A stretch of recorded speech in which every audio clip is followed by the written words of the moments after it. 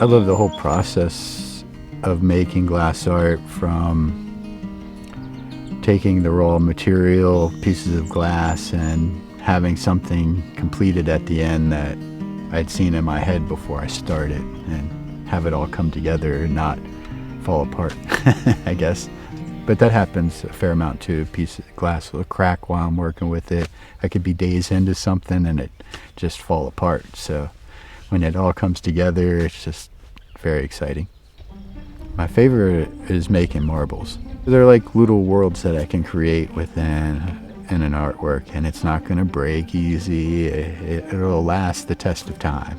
I can decide what I want to put in there, what little spacing or design. And sometimes I do marbles that are more traditional, like old playing marbles with the swirls in them, and being able to create little works of art that aren't going to break easily and disappear.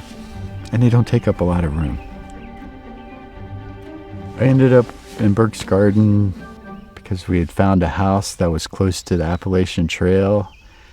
The trail changed my ability to be out in nature for a longer period of time than I ever thought I could be. Hike further than I ever thought I could. I was able to meet a whole slew of wonderful people, including my wife.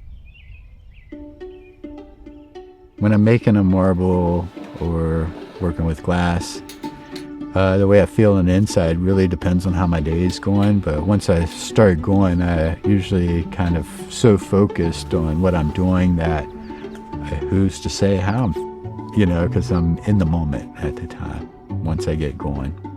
So it usually makes me happy, but sometimes it's frustrating or stressful, the heat, and you've been working on this piece, and if you get the flame in the wrong spot, it's just going to go apart. So you're shaking, and you can't be shaking, but yeah, so sometimes you feel a bit of anxiety, especially towards the end of a piece.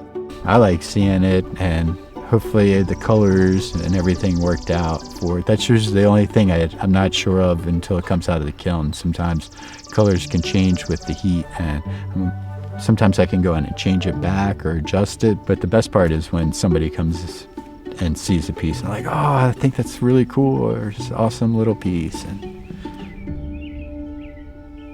the landscape in Burke's garden is wonderful. I like the way it's in a cauldron, almost like we're in the center of a volcano, and it's a unique climate here too.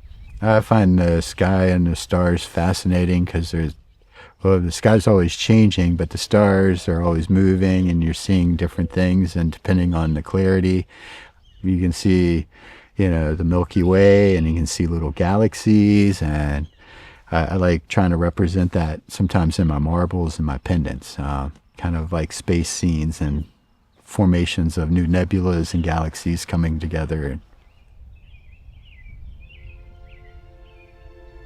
We have a garden, try to grow a bunch of vegetables and store them up and eat them through the summer, and whatever left over, keep for the winter and can.